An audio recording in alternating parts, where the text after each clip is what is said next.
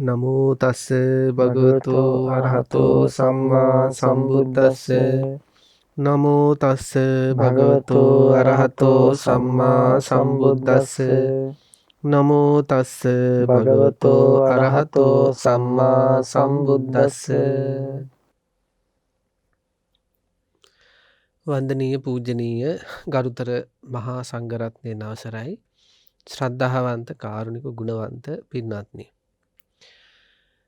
අද දවසෙත් අපි ජයමග නාලිකාව ඔස්සේ සිදු කෙරෙන දහම් කතිකාවත ඉන්ද්‍රකීලය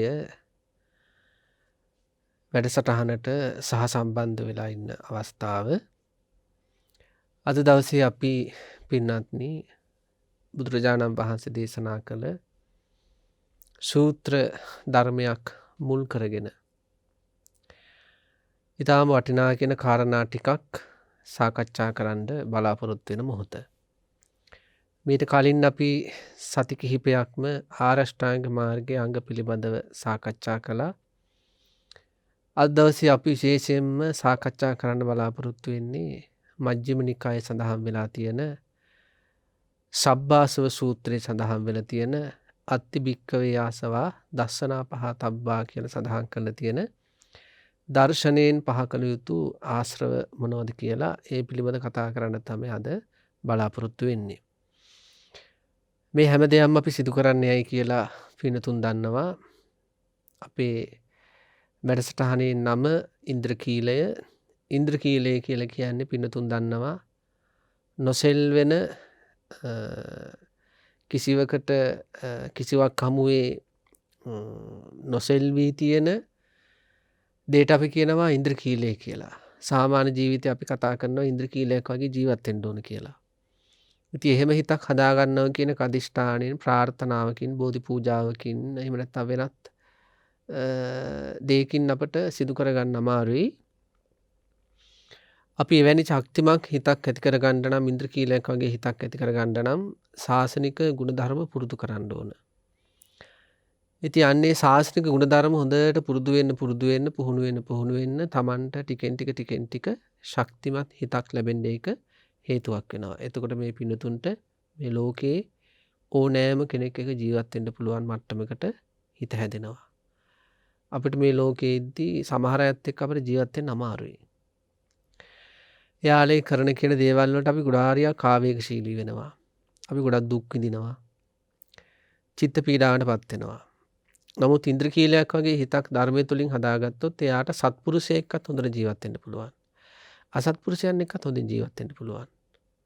සත්පුරුෂ දෙපාර්ශවයකම සාමකාමීව ජීවත් වෙන්න පුළුවන් ඉන්ද්‍රකීලයක් වගේ හිතක් බුදුරජාණන් වහන්සේගේ ධර්මය තුලින් සකස් කරගත්තොත් අපේ ඉලක්කය පින්නත්නි ඔබ අප හැමදෙනාගේම ඉලක්කය ඒක. අද දවසේත් මේ සබ්බාසව සූත්‍රයේ සඳහන් දර්ශනයෙන් පහ කළ යුතු ආශ්‍රව පිළිබඳව සාකච්ඡා කරන්න අපි තාම ගෞරවයෙන් ආරාධනා කළා රාජකීය පඬිත ඉදුරුහේනේ ධම්මදේව ගෞරවනීය ස්වාමීන් වහන්සේට.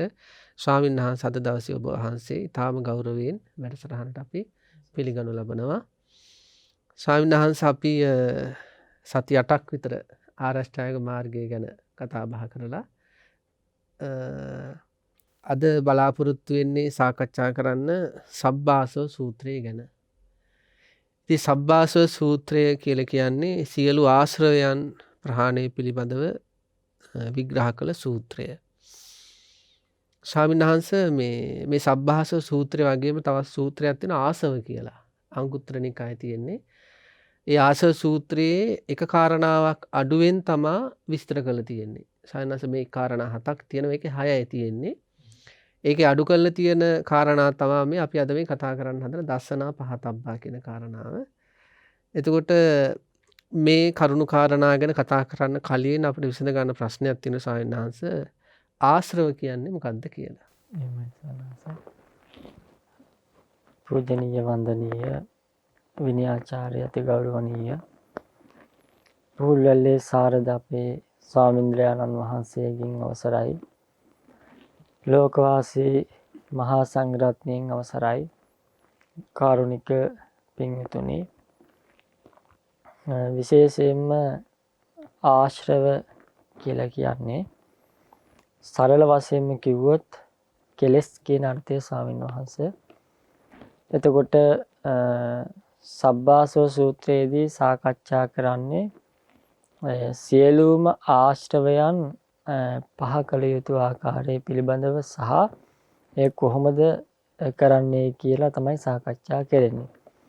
එතකොට මේ ආශ්‍රව කියන තැනට මේ ආශ්‍රවයන් පිළිබඳව ධර්මයේ අර්ථකථනය නොඑක් ආකාරයෙන් සිද්ධ කරලා තියෙනවා.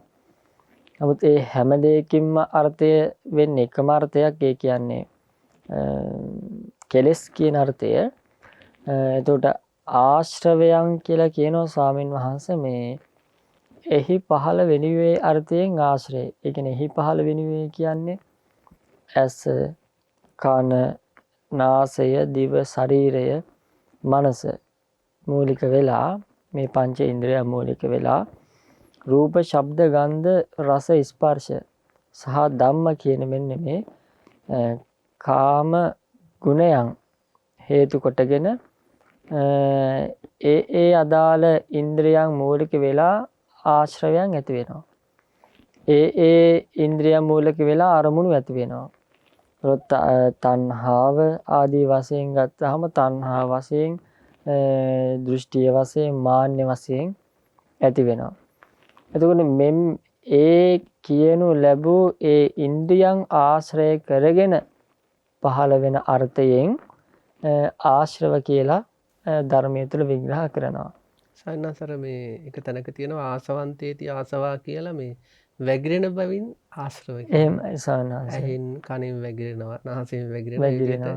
එහෙමයි. එහෙමත් තියෙනවා සඳහනක්. එහෙමයි. එතකොට මේ ඇස මූලික කරගෙන එහෙමයි ඇහෙන් වැගිරෙනවා, නාසයෙන් වැගිරෙනවා එහෙමයි. එතකොට එහෙම අපිට ආශ්‍රව කියලා හඳුන්වන්නට පුළුවන් ස්වාමීන් වහන්සේ. ඊළඟට ස්වාමීන් වහන්සේ මේ සසර බොහෝ කාලයක් පැවැත්වීමට හේතු වන නිසා ආශ්‍රව කියලා කියනවා. ඒ කියන්නේ සංසාරේ ගොඩක් යන්න වෙනවා කියන එකද? එහෙමයි. ඒතර ආශ්‍රවයන්ගේ ලක්ෂණය තමයි අපිව සංසාරේ වැඩි කාලයක් පවත්වා ගන්නට ඒක හේතුවක් වෙනවා. එතකොට මේ මාතෘකාම ස්වාමීන් වහන්සේ සබ්බාසව සූත්‍රයේනේ. ඒතර ආශ්‍රයයන් ප්‍රහාණය කිරීම කියන තැන තමයි අපිට නිවන ලැබෙන්නේ. එහෙම වුණාම තමයි භවගාමී ජීවිතේ නැවැත්තුව කෙනෙක් බවට පත් වෙන්නේ. සානතර ආසවක්කය කියන්නේ ඒක වෙන්නේ නැති. එහෙමයි ස්වාමීන් වහන්සේ. ආසවක්කේ ඥානය කියලාත් කියන සවනන්ස එහෙමයි. එතකොට මේ සංසාරේ නැවත නැවත මැරිමින් උපදිමින් භවයන් වල සැරිසරවමින් අපව නැවත නැවත උප්පත්තිය ලබා දීමට කියනවා. උප්පත්තිය ලබා දීමට හේතු වන ධර්ම වලට කියනවා ආශ්‍රව කියලා ස්වාමීන් වහන්සේ. මේ හැම එකක්ම කෙලෙස් විදිහට තමයි අපේ ධහම තුළ හඳුන්වන්නේ. එතකොට නැවත නැවත සංසාරයේ තුල අපේ පැවැත්ම සකස් කරනවා නම් අන්න එය ආශ්‍රය විදිහට එහෙම නැත්නම් ආසේ විදිහට ආශ්‍රව විදිහට ධර්මයේ තුල හඳුන්වනු ලබනවා. ඒ වගේම දීර්ඝ වූ සංසාරයේ දුක් උපදවා ගන්නට දීර්ඝ වූ සංසාරයේ තුල දුක් ඇති කරන්නට මේ ආශ්‍රව ස්වාමීන් වහන්සේ හේතුවක් වෙනවා. දැන් අපි උදාහරණයක් විදිහට ගත්තොත් දැන් සංසාරේ බුදුරජාණන් වහන්සේ දේශනා කරේ මේ අතීතය පිළිබඳව පණවන්න බෑ කියලා බුදුරජාණන් වහන්සේ දේශනා කරා. මේක කොනක් පොටක් දකින්න බෑ. අසවල් තැනින් පටන් ගත්තා. එතනින් පටන් අරගෙන තමයි මෙතෙන්ට ආවේ. අවසානයේ මේකයි. අවසානයේ මේකයි. යන්නේ අතෙන්ටයි. දැන් අපි ගඟක් ගත්තොත් නම් මේ ගඟ පටන් ගත්තේ මෙතනින්. දැන් මේක ගලාගෙන ගිහින් අසවල් තැනින් තමයි මොහොතට වැටෙන්නේ. එහෙම පෙන්වන්න පුළුවන්. නමුත් මෙතන ස්වාමින් වහන්සේ කොනක් දකින්න බෑ. එදා මෙන්න මෙතනින් තමයි මෙයා මේ ලෝකෙ උප්පත්තිය ලැබුවේ. එහෙම පණවන්න බෑ. මොකද මේක චක්‍රයක් විදිහට බුදුරජාණන් වහන්සේ දේශනා කරා පටිච්ච සමුප්පාද ධර්මයේ තුල. එතකොට අර අතීත සංසාරයේ තුලත් මේ මුළු සංසාර ජීවිතය තුල දුක් උපදවන්නට මේ ආශ්‍රව උපකාරී වෙනවා ස්වාමීන් වහන්සේ. එතකොට අපි අතීතයේ යම් කිසි විදිහකින් කොතරම් දුක් විඳින්නට ඇතිද? දැන් ස්වාමීන් වහන්සේ කියනවා අපි හඬපු කඳුළු ටික එකතු කළොත් එහෙම සතර මහා සාගරයට වඩා පිරෙනවා කියන. ඒවත් පරාදයි කියන. ඊට වඩා එතකොට ඒ කියන්නේ අපේ හිතවත් අය නැති වෙලා අහිතවත් අය අපිට එකතු වෙලා ඔය විදිහට ගත්තාම අහිමි වීම හැමුවේ ඒ විඳපු දුක් ජාති ජරා ව්‍යාධි මරණ වශයෙන් විඳපු දුක් ගොඩ මෙච්චරයි කියන්න බෑ ස්වාමීන් වහන්සේ. එතකොට එවැනි තත්වයක් අපිට අතීත වශයෙන් උරුම කරලා දුන්නේ මේ ආශ්‍රවය නිසා. ඒ වගේම දැන් වර්තමාන වශයෙන් අපි යම් දුකක් විඳිනවද? ශෝක පරිදේව දුක්ඛ දෝමනස් ආදී වශයෙන් යම්කිසි දුකක් වර්තමාන වශයෙන් විඳිනවද? එයත් මේ අතීතේ සහ වර්තමානයේ අපි තුල ගොඩ නැගුණු සහ ගොඩ නගාගත් ආශ්‍රවයන් වල ප්‍රතිඵලයක්මයි. යම්කිසි විදිහකින් අනාගතයේදී අපිට යම්කිසි දුකක් ඇති වෙනවා නම් ඒකත් මේ ආශ්‍රව හේතු කොටගෙන සකස් වීම. එතකොට දීර්ඝ වූ සංසාරයේ දුක් උපදවන අර්ථයෙන් ස්වාමීන් වහන්සේ ආශ්‍රව හඳුන්වනවා. ඒ වගේම ස්වාමීන් වහන්සේ මේ කාමාශ්‍රව, භවආශ්‍රව, අවිජ්ජාශ්‍රව සහ දිට්ඨාශ්‍රව වශයෙන් මේ ආශ්‍රව විග්‍රහ කරනවා ස්වාමීන් වහන්සේ. එතකොට කාමාශ්‍රව කියන ස්වාමීන් වහන්සේ කාමයන්ට ඇති කැමැත්ත නේද ස්වාමීන් වහන්සේ?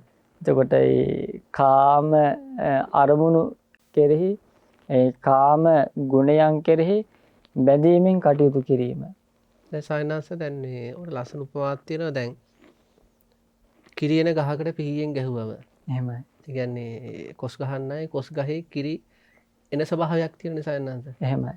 කොස් ගහකට පිහිපාරක් ගැහුවට පස්සේ එතනින් කිරි වැగిරෙනවා. හැබැයි පොල් ගහකට ගැහුවොත් එහෙම ඒකෙන් කිරියන ස්වභාවයක් නැහැ. එහෙමයි.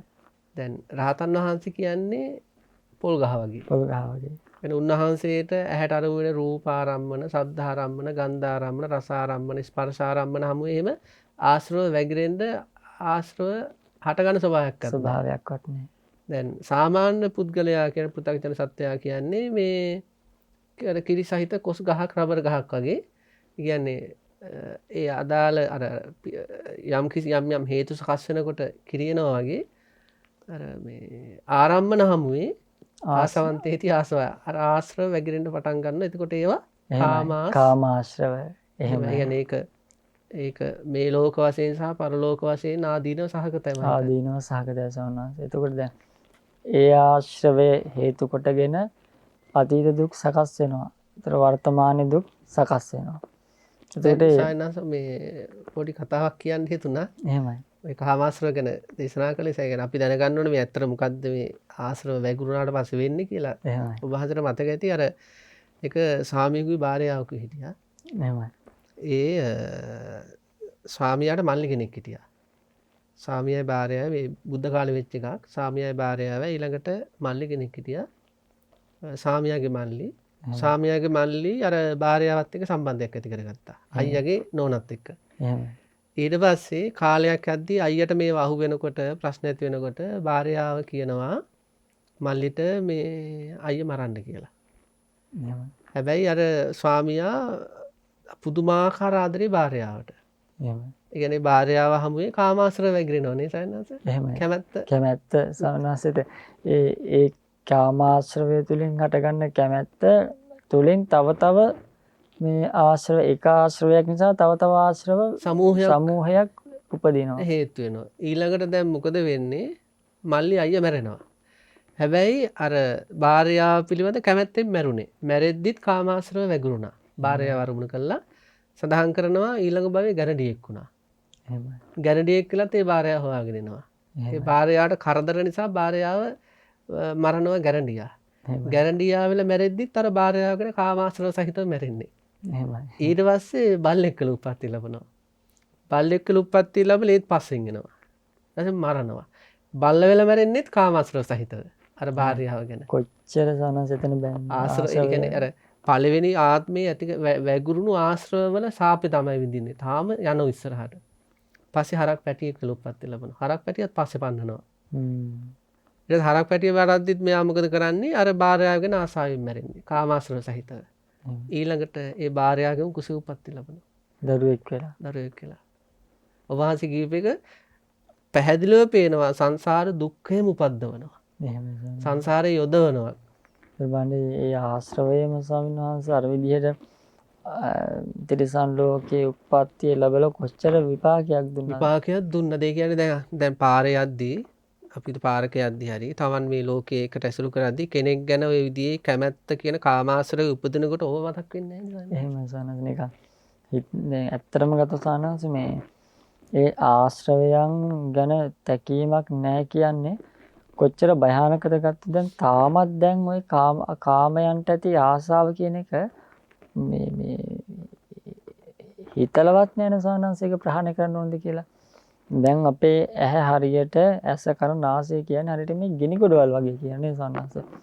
ලැබෙන දේ පුච්චනවා. කොච්චර රූප දැක්කත් ඒක තණ්හාව ඇති කරගෙන ඒ රූපයෙන් ආශ්‍රවයක් හදාගෙන ඔන්න දැන් ඒ ගැන කල්පනා කර කර ඉන්නවා.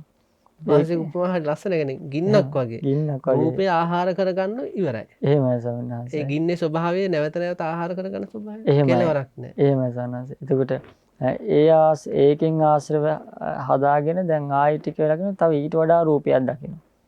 දැන් ඒකත් මොකද කරන්නේ? ඒ හින්දා තාශ්‍රව. කොච්චර ගත්තත් ස්වාමීන් වහන්සේ අර මේ කාමාශ්‍රවය ගැන අවබෝධයක් නැති වුනහම ස්වාමීන් වහන්සේ ඒක අර මේ කොතරම් රූප දැක්කත් ඇති වෙන්නේ නැහැ ස්වාමීන් වහන්සේ. එහෙම දැන් අපි ගිය සතියේ තුඩින් සතියේ කතා කරා සතිය ගැන. එහෙමයි ස්වාමීන් වහන්සේ. එතකොට අපි කතා කළා මේ කෙලෙස් සමුවේ සිහි උපදින්න ඕනේ. සිහිය උපදින්න ඕනේ කියලා. එහෙමයි. එතකොට මේ අර සිහිය නැතිවීම මත ස්වාමීන් වහන්සේ අර මේ ඇසෙන් කනෙන් නාසයෙන් දිවින් ශරීරයෙන් සහ මනසින් ඒ ලබා ගන්න අරමුණු වලට තියෙන කාමයට කැමැත්ත නිසා අර තණ්හාවෙන් කොච්චර අරමුණු ලැබුණත් ස්වාමීන් වහන්සේ තෘප්තියක් නැහැ. ඒ ලැබෙන අරමුණුත් ආශ්‍රව වශයෙන් ගන්නවා. ඒ අරමුණු වල ප්‍රමාණයක් නැහැ. අන්තිමේදී ඒ මත්තෙම නැහෙනවා. කාම ආශ්‍රවයන් මත්තෙම නැහෙනවා.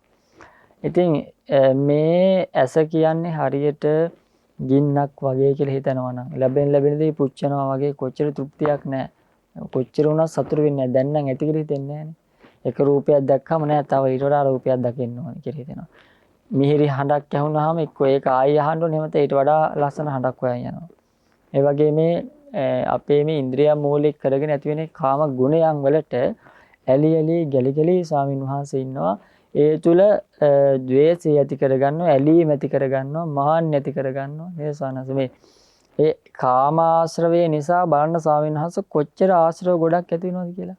දැන් සායනාංශ ගාතාවක් තියෙනවා පරවජ්ජානුපස්සිස්ස නිච්ඡන් උජ්ජාන සංජිනෝ ආසවා තස්ස වඩ්ඩಂತಿ ආරාසෝ ආසවක්ඛයා කියලා. ඒ කියන්නේ කෙනෙක් අන් අයගේ දෛව භාෂ දේශය ගැන කියව නිසා මතක් කළේ. දේශ සහගතව තවත් කෙනෙකුගේ වැරදීම හිත ඉන්නවනම් එයාගේ ආශ්‍රව වැඩෙනවා. එහෙමයි. ආසවක්ඛය වෙන්නේ නැහැ. ආශ්‍රව ඡය වෙන්නේ නැහැ කියනවා. එහෙමයි. ඒකට ප්‍රධාන හේතුවක් වෙන ඒ කියන්නේ මෙනෙහි කිරීම නිසා. එහෙම මෙනෙහි කිරීම තුළ දේශ සහගතව. එහෙමයි. එතකොට අර ඒක කාමාශ්‍රවයේ හේතු කොටගෙන හටගන්න ඒ ආශ්‍රවය කොතරම් දුරට අරන් යනවද ආශ්‍රව ගණනාවක්. මොනස එතකොට ඒ කාමයට ඇති ආශ්‍රවය ආසාව නිසා ඒ තුලින් ඇති කරගන්න ආශ්‍රවය හේතු කොටගෙන Tamanට සංසාරයේ දුක් විඳින්න ලැබෙන බව අපිට සිහිපත් වෙනවා. නිසනස මට මතකයි ඒක තැනක බුදුරජාණන් වහන්සේ දේශනා කරනවා මේ රූපයක් මේ සනස රූපයක් දැකලා අපි ස්ත්‍රී පුරුෂ වශයෙන් කියලා ඒ රූපය දැකලා ඒ රූපය කිරී තණ්හාව ඇති කරගන්නවට වඩා කෙනෙක් කට්ටිකින් හැටන ගන්න එක සපයි කියනවා. ඒ තුලින් ආශ්‍රවයක් ඇති කරගන්නවට වඩා මේ සනස බලන්න දැන් ඒ කියන්නේ ඒක කොච්චර සාධාරණද ඇහැට අනගන්න එක හොඳයි කියන අරක ඇති කරගන්නට වඩා ඒක මේ ජීවිතයේට අපහසුතාවයක් වෙන්න පුළුවන්. මරණාසන්න දුකට එන්න පුළුවන්. හැබැයි ඒක ඊළඟ ජීවිතේට ගැටලුවක් වෙන්නේ නැහැ. සාන්නහස දේශනා කර අර තමන්ගේ බිරිඳට ආසාව කිරේ ස්වාමියාට වෙච්ච දේ බලන්න ගන්නවා. එතකොට ඒකෙන් තිරිසන් ලෝකෙක ඉපදුනා. කාමාශ්‍රවයනේ. ඒ තිරිසන් ලෝකේ මිදගෙන ඒ වැටි කොච්චරනම් දුකකටපත් වුණාද? කී සැරයක් මැරෙන්න වුණා. මැරෙන්න උනත් ගුටි කාලා එහෙමනේ මැරෙන්න සිද්ධ වුණේ. එහෙමයි සානස. අද ඒතකොට කොතරම්නම් මේ සමාජය කාම වස්තුන් කෙරෙහි ඒ ආසාව ඇති කරගෙන ඉන්නවද? සමහර වෙලාවට මේ මිනිස්සෙක්ම ගන්න ඕනේ නැහැ. කොතරම් මිනිස්සු මුදල් වලට ආසාව ඇති කරගෙන ඉන්නවද? ගේ දොරට ආසාව ඇති කරගෙන ඉන්නවද? ඒක සාමාන්‍යස ඔය ඒවත් කාම වස්තුන්නේ. කාමාශ්‍රවම තමයි. සායනාස දැන් මේ ජංග බුදුරගතනේ කියන එකත් කියන්නේ අපිට දැන් ආශ්‍රය ගැන කතා කරද්දී ඔය වගේ පුංචි පුංචි දේවල් අරමුණු වෙන්නේ. නමුත් ඒකට ඇති වෙන ආසාව දරුවෙක්ගේ සෙල්ලම් බඩුවෙකුට දරුවට සෙල්ලම් බඩුවක නැති වෙන ආසාවත් කාමාශ්‍රව. එහෙම සනසයි. කැමරට තියෙන ආසාව. කැමරට තියෙන ආසාව. ඒතකොට ඒ වගේ ගත්තාම සනසම හැම පැත්තෙම ඒ කරන්නේ තමන් ආශ්‍රවයක් වැඩි දියුණු කර ගැනීම. ඒතකොට ඒ තුලින් දැන් ඒක හේතු කොටගෙන ස්වාමීන් වහන්සේ ඒ කාමාශ්‍රවය හේතු කරගෙන තමන්ට දුක් රැස් වෙනවා කියලා කෙනෙකුට හිතන්න පුළුවන් නම් කොච්චර වටිනවද? එතකොට ඒ තුලින් പ്രേත ලෝකවල උපදින්න ඒක හේතුවක් වෙනවා. එතකොට දැන් කාමාශ්‍රව ගැන අපි සාකච්ඡා කළා. ඒ කාමයන්ට ඇති කැමැත්ත. කාමයන් නිසා හටගන්න ආශ්‍රව. සානස භවආශ්‍රව. කොච්චර දිනන්නේ සානස? දිව්‍ය ලෝකවල උපදින්න භවආශ්‍රවය ගත්තම සානස මේ අපි ලබලා ඉන්න භවය ගැන කොච්චර ආශ්‍රව උපදවා ගන්නවද කියන්නේ. හැම සත්වයක්ම Taman ලැබපු ජීවිතයට ආදරෙන සානස. කියන්නේ අපි ගමු තිරිසන් ලෝකේ තිරිසන් සතා. නිරි ලෝකේ නිරි සතා. ඕනෙම ලෝකයක ඉන්න සත්වයක් ඕනෙම දුක්ඛිත ජීවිතයක් ලැබපු සතෙක් තමන්ගේ භවයට ආසාවක් ඇති කරගෙන ඉන්නවනේ සානස. එතකොට ඒ තුලින් ආශ්‍රව කොච්චර උපදවා ගන්න. ඊළඟ මෙහෙම දෙයක්ත් තියෙන සානස දැන් අපි කවුරුත් මේ නිවන් දකින්න උත්සාහ කරන අයනේ. එහෙමයි.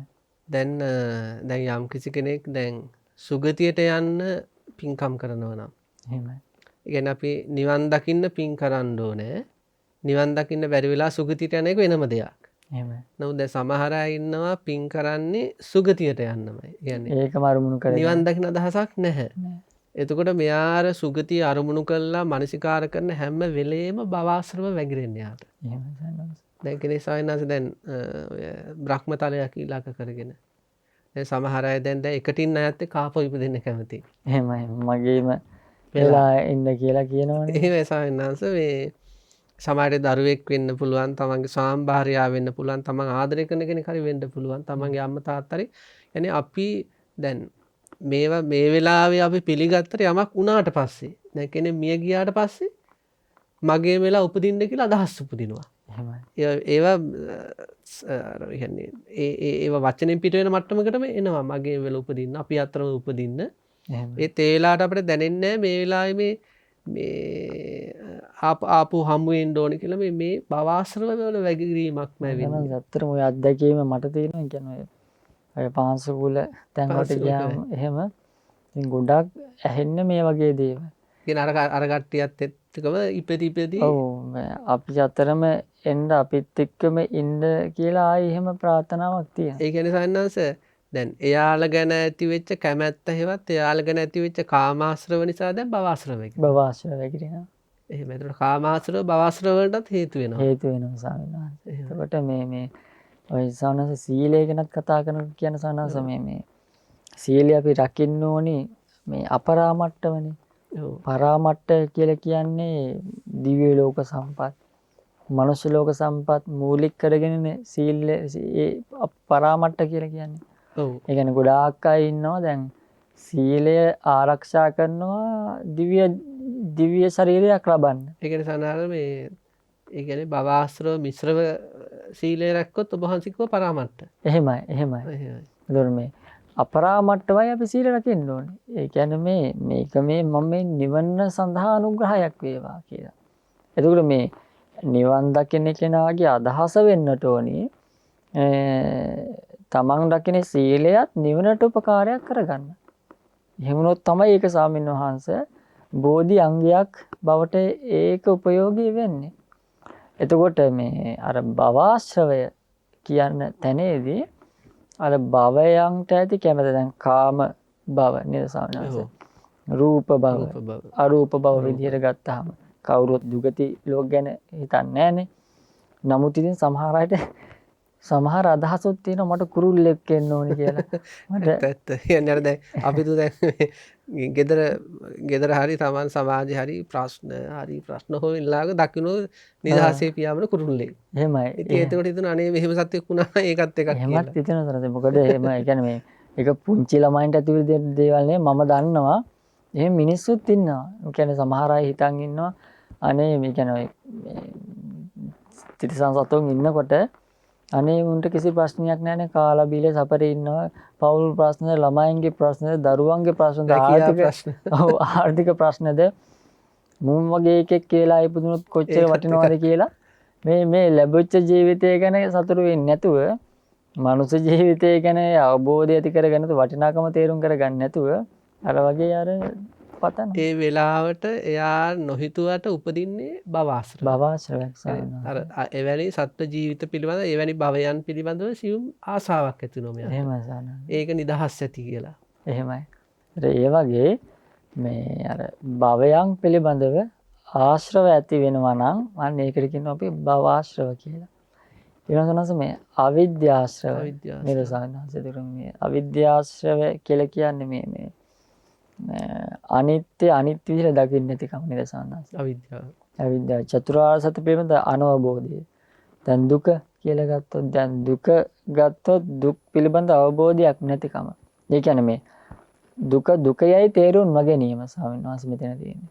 දැන් කෙනෙක් පිළිබඳව අපි හිතවත්ව ඉන්නකොට ඒ කෙනා දුරස් වෙනකොට අපිට යම්කිසි දුකක් ඇති වෙනවා නම් එතකොට ඒ තුල මේ මගේ ආශ්‍රවයක් තියෙන හින්දා තමයි මට ඒ දුක තියෙන්නේ. තණ්හාව හේතු කොටගෙන මේ දුක හටගත්තේ කියන අවබෝධය නැති වුනහම ඒතර සාමාන්‍යසාර ආශ්‍රව ඇති වෙනවා. එතකොට ගත්තොත් එහෙම ජරාවටපත් වීමේ දුක ඒ ගැන අවබෝධයක් නැති වුනහම ජීවිතයම ආශ්‍රව සම්පන්නව ජීවිතය ගත කරනවා. එතම ඉන්න සනස නොමැරෙන මිනිසුන් විදියට මෙලෝ පරලෝ හිතන්නේ නැතිව එහෙම කටයුතු කරන අය ඉන්නවනේ. එතකොට ඒ තුලින් එතකොට අපි සම්පයෝගෝ දුක්ඛෝ පිය විපයෝගෝ දුක්ඛෝ යම්පි චනරපති තම්පි දුක්ඛං මේ පංචස්කන්ධය පිළිබඳව පංච උපාදානස්කන්ධය පිළිබඳව අර ඒ දුක ගැන නොදැනීම සාමාන්‍යතර අවිද්‍යාව විදියට දේශනා කරනවා. ඒකට කියන්නේ සාමාන්‍යයෙන් දුක්ඛේ සුඛ සංඥා කියලා. යාට එහෙමයි. පංචස්කන්ධ ධර්මයේ මෙච්චර දැන් ඔබ වහන්සේ සඳහන් කළ ජාති ජරා ව්‍යාධි ශෝක පරිදේවාදී අප්‍රමාණ දුක් තියෙනවා. එහෙමයි. නමුත් මෙයාට එන්නේ ඒ ගිනිගුලිය ගැන පංචස්කන්ධය කියන ගින්දර ගැන ගිනිගොඩ ගැන මෙයාට සැප සංඥා එනවා. සැප සංඥාව. ඒ ශරීරෙ මේ තුවාලයක් කහනවා වගේ නේද? තුවාලයක් කහ සැප විඳිනවා වගේ අදහස්. දුකම තමයි. නමුත් හිතන් ඉන්න එක සැපක් කියලා. සැපක් කියලා. ඒක අවිද්‍යාව එතකොට. අවිද්‍යාව. එතකොට දුකට හේතුව මොකක්ද කියලා දන්නේ නැතිකම. සනස දැන් කෙනෙක් නැති වුනහම අපි සමහර අය පොළවේ හැපි යනවා වේදනාවෙන් අඬනවා දුක් විඳිනවා. හැබැයි එයාට සිහියක් නැහැ මම මේ අඬන්නේ තණ්හාව නිසා කියලා. එතකොට ඒ තණ්හාව ගැන අවබෝධය නැතුනේ දුකට හේතුව මොකක්ද කියලා දන්නේ නැහැ සාමාන්‍යයෙන්. එයා හරිනම් අඬන්න ඕන මෙයා මැරුණනේ කියන්නේ ඇයි මාව දාලා ගියේ කියලා නෙවෙයි මගේ හිතේ හටගත්ත තණ්හාව නිසායි මම මේ අඬන්නේ කියලා එහෙමයි. අදහස් එන්න ඕන. ඒ අදහස එනවනම් හරිම වටිනවා.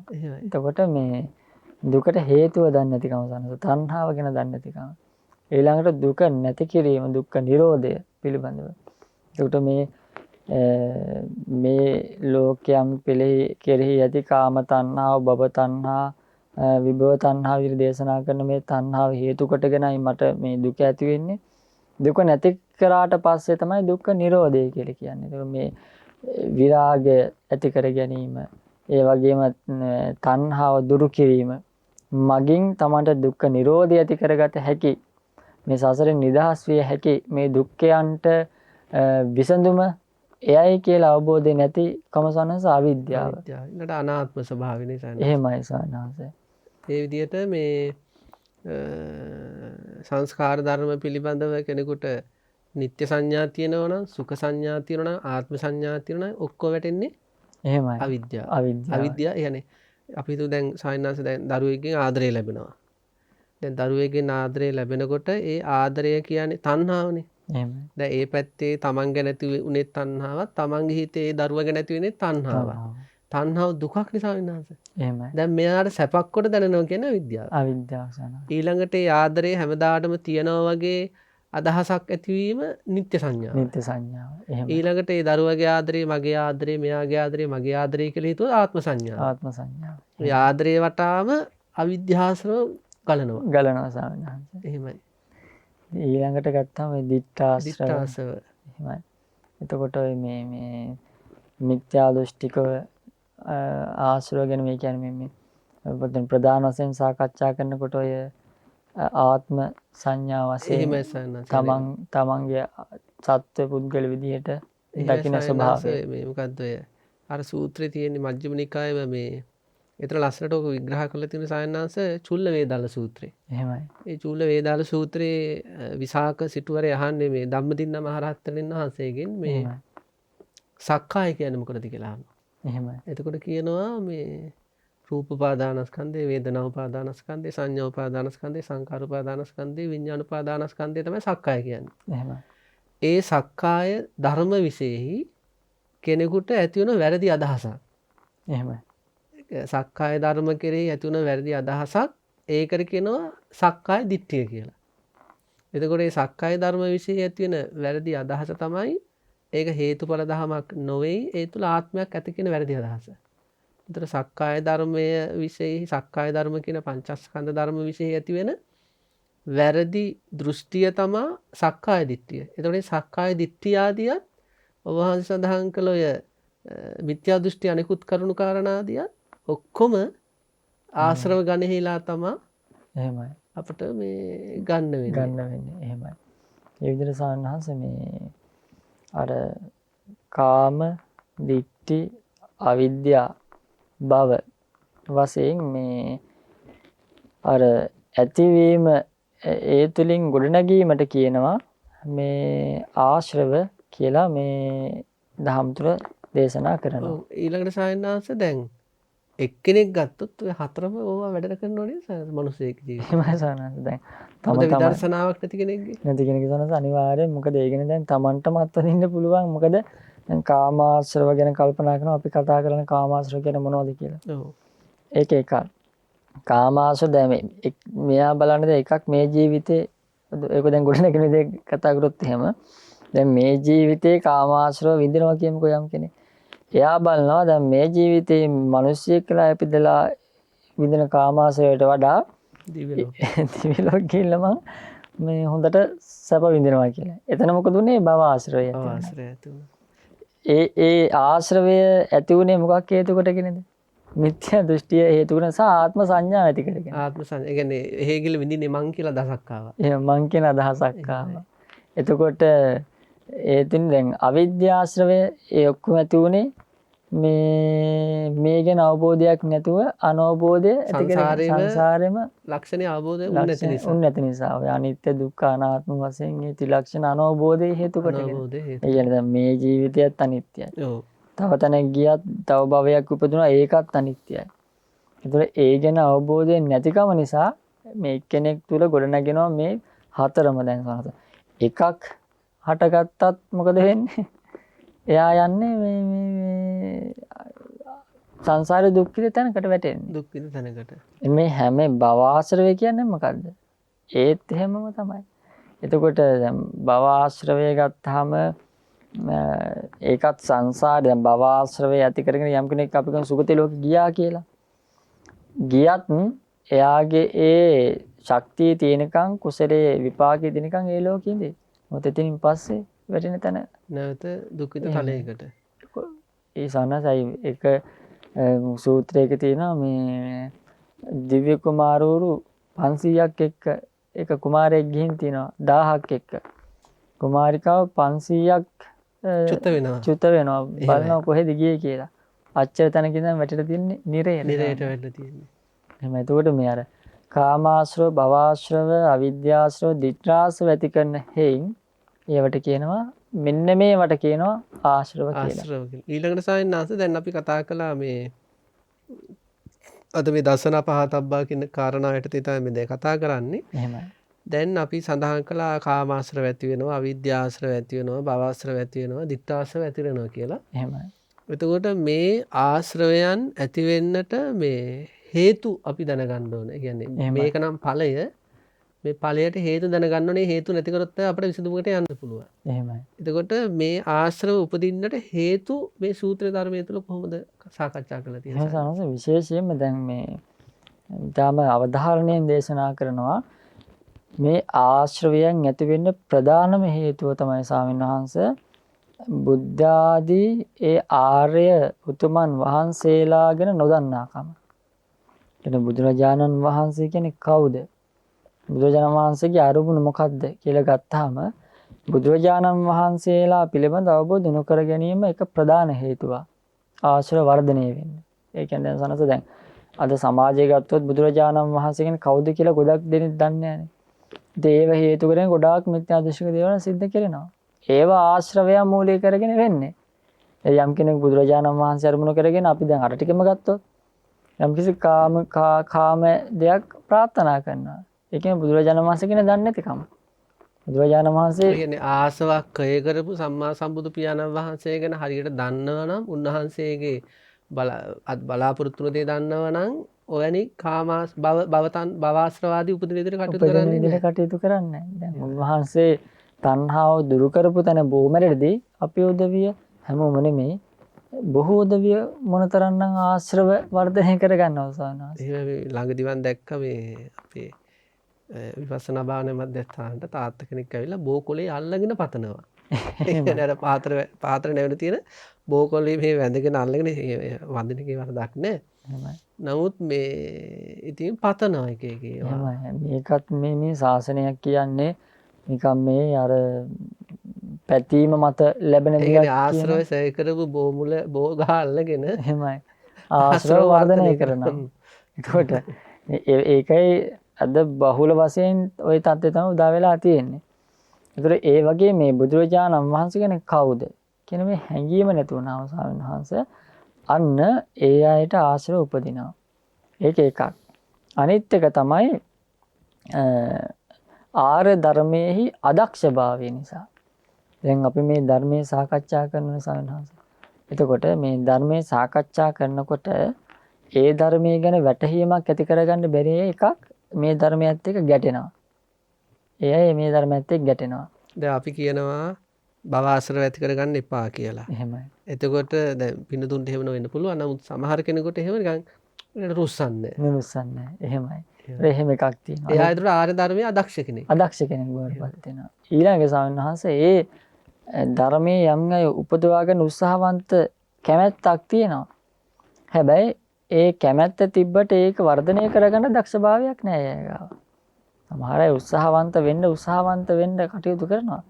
හැබැයි ඒ ධර්මයෙන් තුලින් එයාට ඉස්සරහට යන්න කැමැත් දක්ෂභාවයක් නැහැ. එන ආර්ය ධර්මය ශ්‍රවණය කිරීම වශයෙන්, ඒ ධාරණය කිරීම වශයෙන්, අනුගමනය කිරීම වශයෙන් එයාට දක්ෂභාවයක් නැහැ සාමාන්‍යයෙන්. ඒතර ඒ තුලින් මේ එයත් මේ ආශ්‍රවයන් ඇතිවීමට හේතුවක් නේ. ඒ කියන්නේ සනස දැන් ධර්මයේ පිළිබඳව අපි කියමු කෙනෙක් ධර්මය අහන්නේ නැහැ කියලා. ධර්මය අසන්නේ නැත්නම් ස්වාමීන් වහන්සේ ආශ්‍රව කියන්නේ මොනවද කියලා හැඟීමක් එන්නේ නැහැ. මොනවද ආශ්‍රව මොනවද අනාශ්‍රව? මෙනෙහි කළ යුතු දේවල් මොනවද? මෙනෙහි නොකළ යුතු දේවල් මොනවද? ඒ කියන්නේ හැඟීමක්වත් නැහැනේ. ඒ විතරක් මේ ඇහුවා කියමුකෝ. මේ ඇසූ ධර්මයේ දක්ෂ විදියට ඒ ප්‍රායෝගික වෙයා ක්‍රියා කරේ නැත්නම් අර කැසුව විතරයිනේ.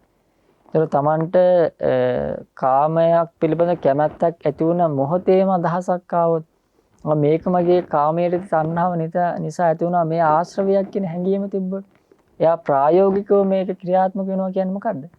ආර්ය ධර්මයේ දක්ෂයි. ආර්ය ධර්මයේ තුල දක්ෂයි.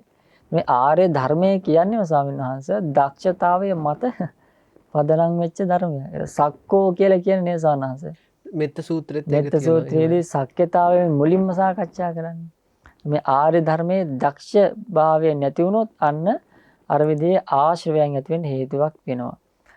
මේ ඊළඟට මේ ආර්ය ධර්මයේ නොහික්මුණු භාවය නිසා නොහික්මීම මේ තුලින් සැනසීමක් අපේක්ෂා නොකිරීම මත ඒ විදිහට ආශ්‍රවයන් සකස් වෙනවා. ඉතින් මේ විදිහට ස්වාමීන් වහන්සේ අපේ මේ තව හේතු ගොඩක් තියෙනවා මම හිතන්නේ අපේ ස්වාමීන් වහන්සේටත් ඔව් මේ පිළිබඳව මේ වටිනා කරුණු අපි දැනගන්න කැමතියි ස්වාමීන් වහන්සේ. ඔව් ස්වාමීන් වහන්සේ දැන් ඔය විදිහට බුද්ධ ආදී ආර්යයන් නොදක්නා ඊළඟ ආර්ය ධර්මයේ අදක්ෂ නොහික්මුණු අවිනීත එහෙමයි. එවැනි හේතු සහිත නැහැ. කියන්නේ එවැනි ස්වභාවයන් තියෙන කෙනාට කොහොමත් ආශ්‍රව ගැන දැනගන්න ලැබෙන්නේ නැහැ. ඊළඟට ස්වාමීන් වහන්සේ සඳහන් කරනවා දැන් යම් කිසි කෙනෙක් දැන් මේ පංචස්කන්ධ ධර්මය කියන්නේ ස්වාමීන් වහන්සේ මේ ඒකයි පොඩ්ඩක් තේරුම් ගන්න ඕන එකක්. මෙන්න මේ වගේ එකක්. ඒ කියන්නේ ඒක තේරුම් ගත්තම අපිට ඊටු ටික කතා කරගන්න පුළුවන්. එහෙමයි.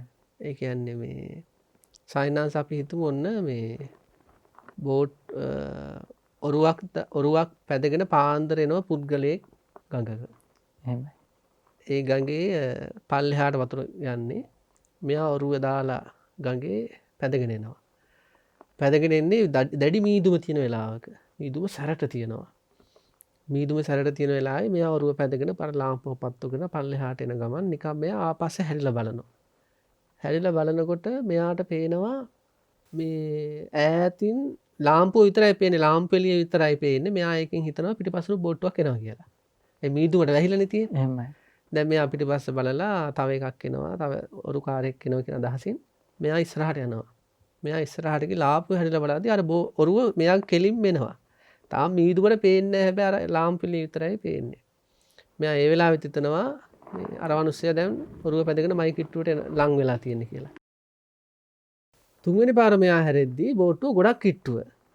එහෙමයි. දැන් මෙයාට තේරෙනවා මේක දැන් හැප්පෙන්න ඔන්න වෙන්න වගේ කියලා. මෙයා මොකද කරන්නේ? කෑ ගහනවා. මේ හරවන්න පැත්තකට ගන්න මේක හැප්පෙන්න හදන්නේ කියලා. ඒත් මොකද වෙන්නේ? අර කැවිල්ල මීදුම කපාගෙන ඇවිල්ලා මේක හැප්පෙනවා. හැප්පුණ ගමන් මේ ඔරුව කැරකිලා යනවා. කැරකිලා යනකොට මෙයාට දැන් තරහයිනේ. තරහට කෑ ගහගෙන පරුස වචන දෙක තුනකුත් කියාගෙන තමයි හැරෙන්නේ. හැබැයි හැරෙනකොට මර ඔරුව මෙයාගේ ඔරුව පහු කරන් යනවා. හැබැයි ඔරුවේ තොටිය නැහැ. එහෙමයි. හරිද? ඒ තොටිය නැහැ කියලා දකින්නකොට මෙයාට ඔරුවත් එක්ක තිබ්බ තරහට මොකද වෙන්නේ සයන්නාස? නැති වෙන නිසා නැති වෙනවා. අපරාධ කියන දෙකට අපරාධ කියලා හිතෙන්නේ. ඒ කියන්නේ මෙයාට කලින් හිතුනේ ඔරුව පැදගෙන එන කෙනෙක් ඉන්නවා කියලා. එහෙමයි. ඒ නිසා තමයි මෙයාට හැප්පුණ ගමන් කේන්ති ගියේ.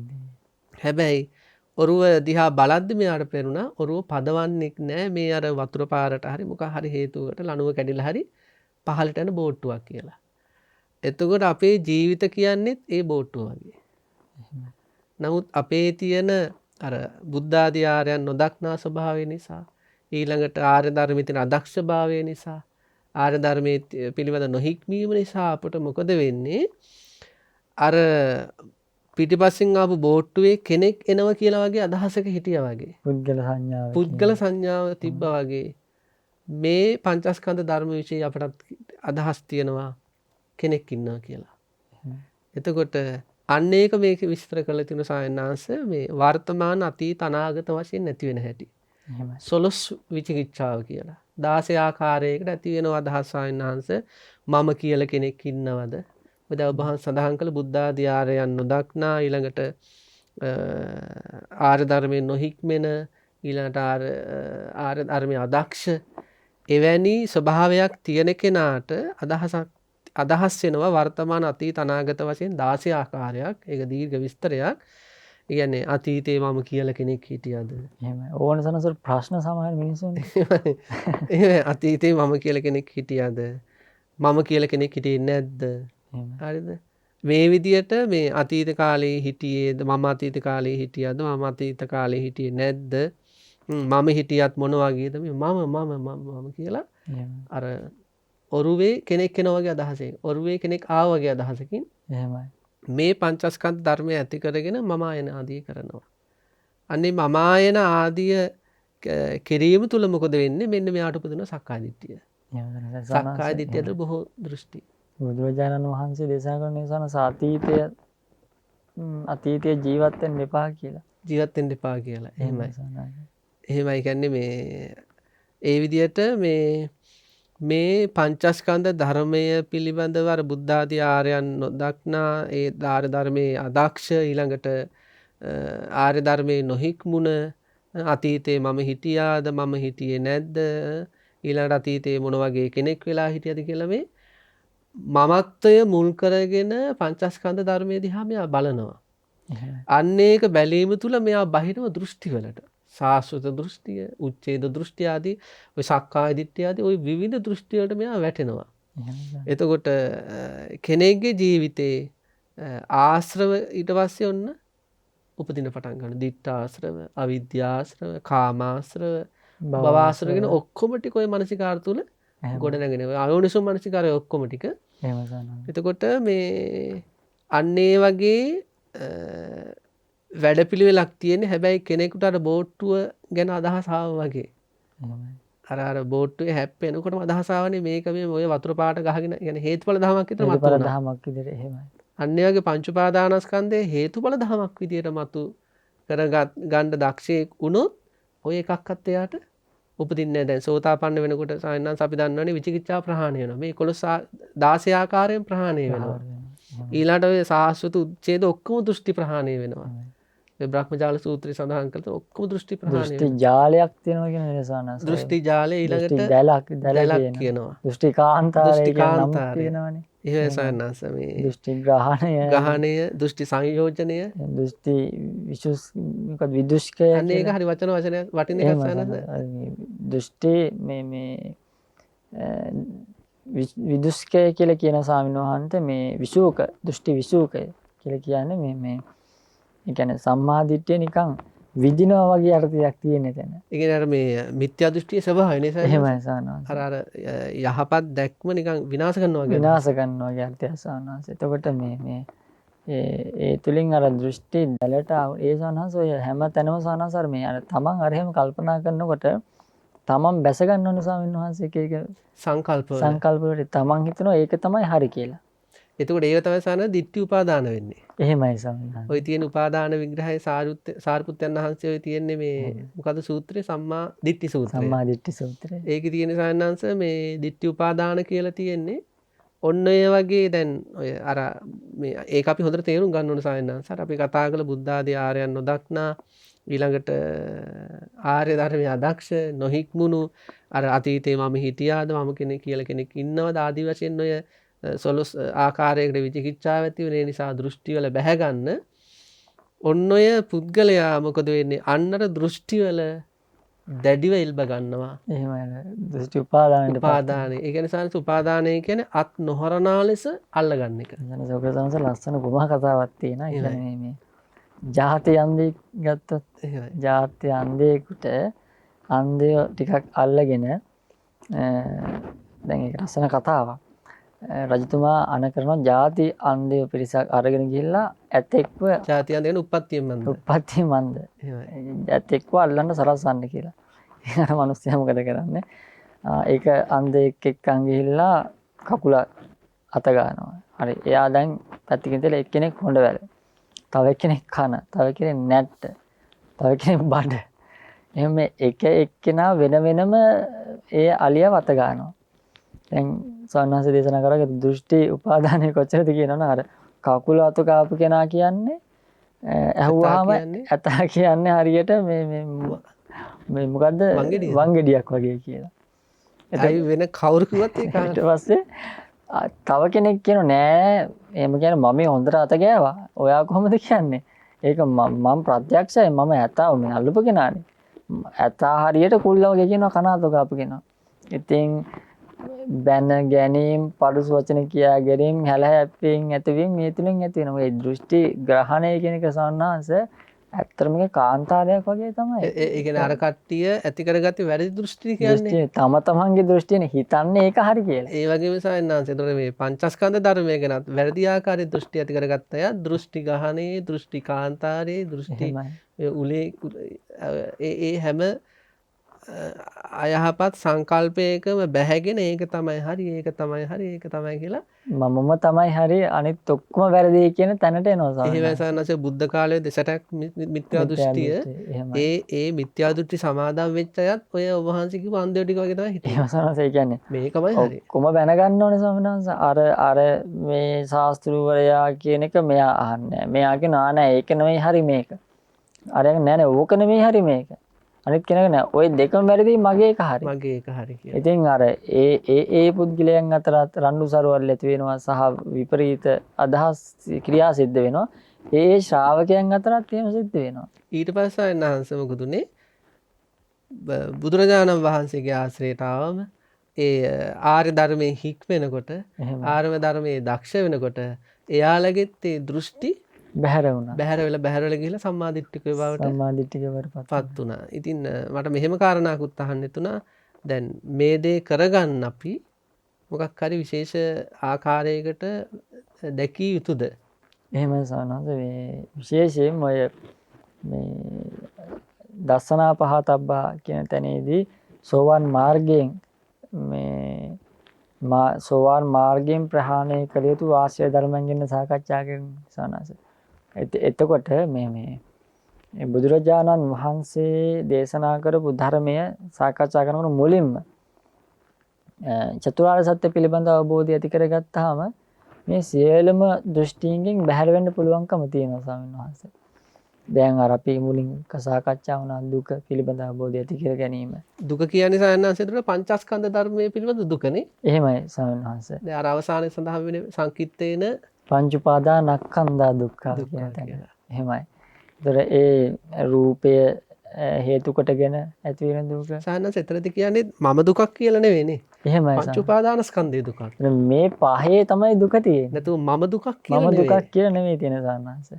ඒතර සමහර කියන්නේ මමනේ දන්නේ මගේ දුක කියලා. ඒ විදිහට කියනවනේ. යාර වැරදි අදහස් නිසා. වැරදි අදහස් නිසා. ඒක මේ හේතුන් මත පදනම් වුණ දෙයක් කියලා අදහස් වෙනවා. සානසික නැති දුකක් හටගත්තේ. පංච උපාදානස්කන්ධය පහළ වුණාට පස්සේ කියන්නේ දුකයි හටගත්තේ කියලා. එහෙමයි. නැති වෙන්නේ පංච උපාදානස්කන්ධය.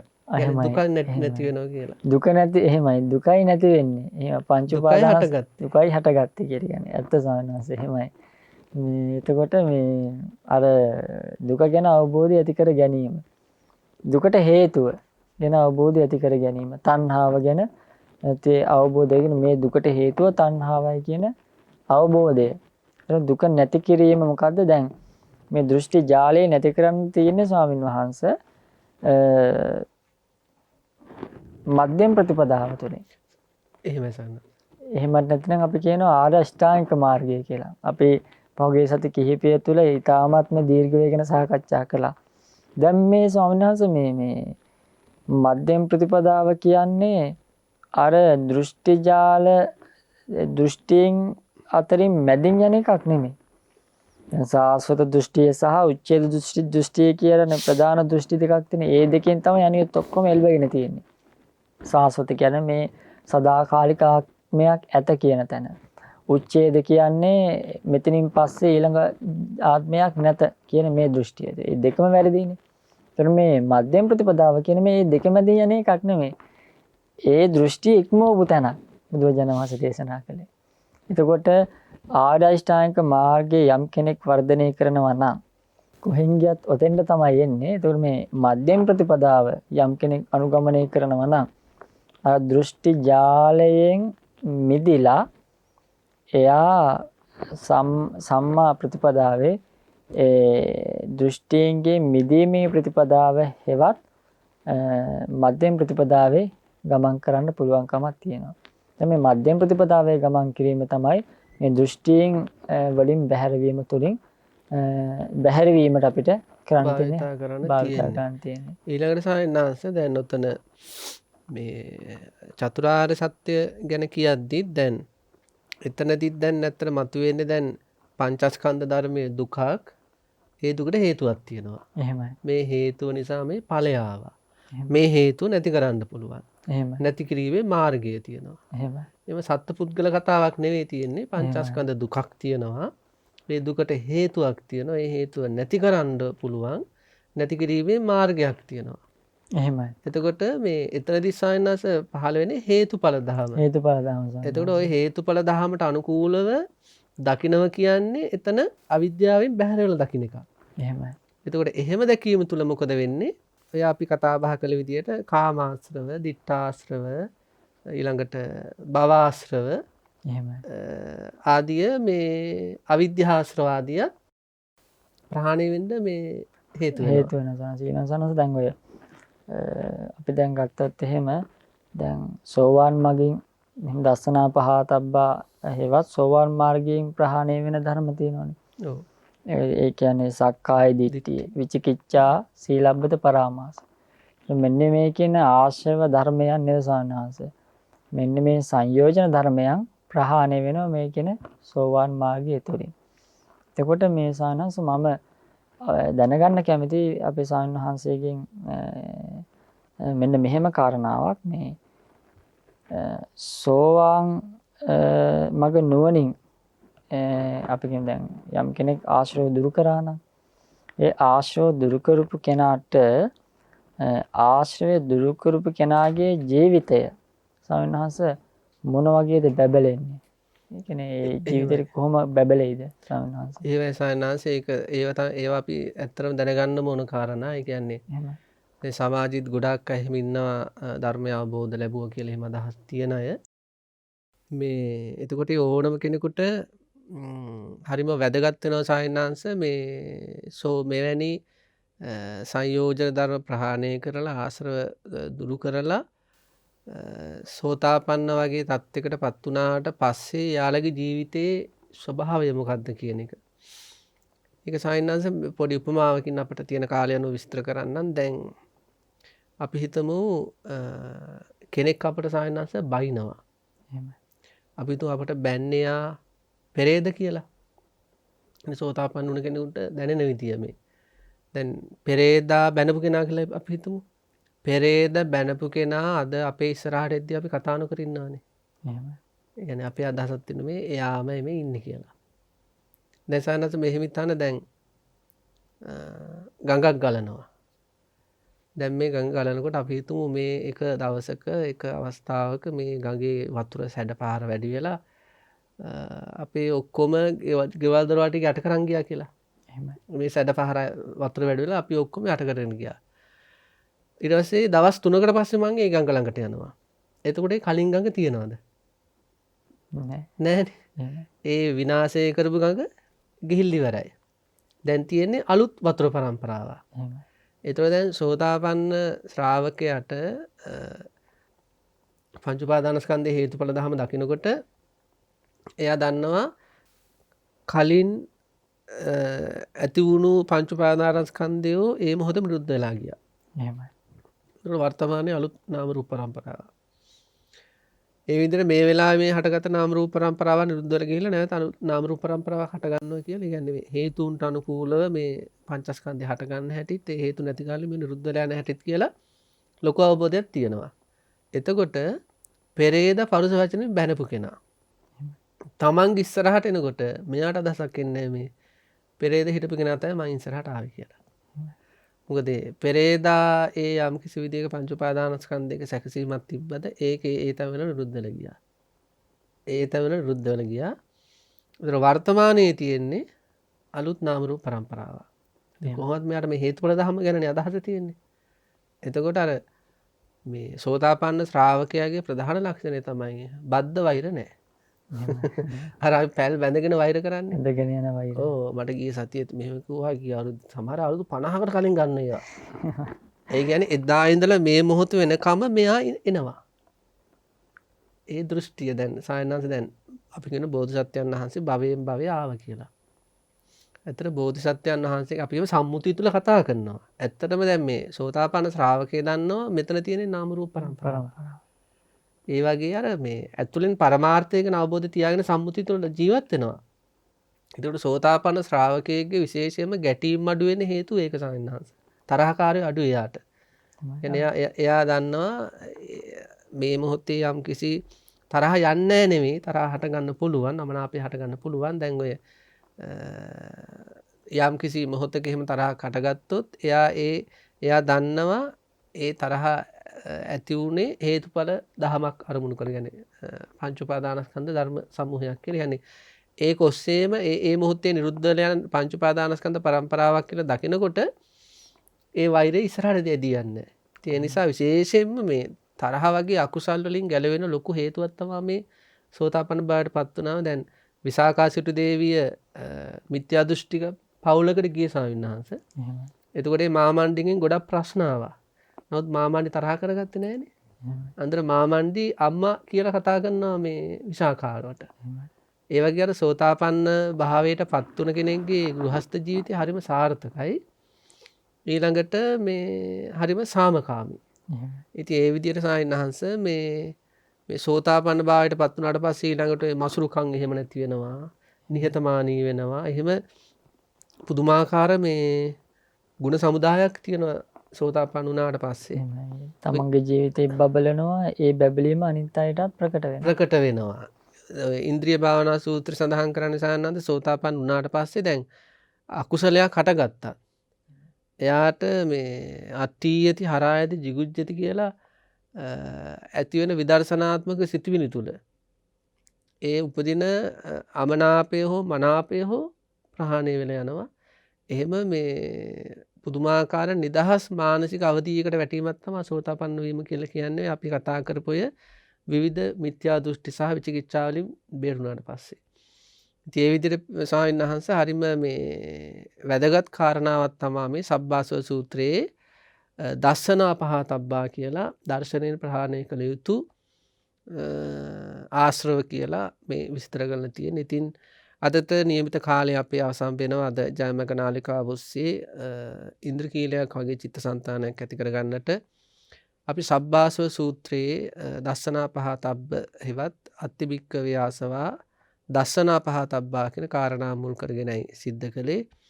ඉතින් අද දවසෙත් අපිත් එක්ක පින්නත්නි මේ දේශනාව සාර්ථක කරගන්නට සහ සම්බන්ධ වෙලා අපිත් එක්ක ඉතා වැදගත් කරුණු රාශියක් කතා බහ කරපු රාජකීය පඬිත ඉදුරුහේනේ ධම්මදේව ගෞරවනීය ස්වාමීන් වහන්සේට මේ උතුම් කුසල ශක්තිය උන්වහන්සේගේ සියලු වැඩ කටයුතු සාර්ථක වෙන්නත් කායික මානසික සුවය ලැබෙන්නත් උතුම් නිර්වාණය සාක්ෂාත් වීමටත් උපකාරක ධර්මයක් වේවා කියලා බොහොම ගෞරවයෙන් ප්‍රාර්ථනා කරනවා.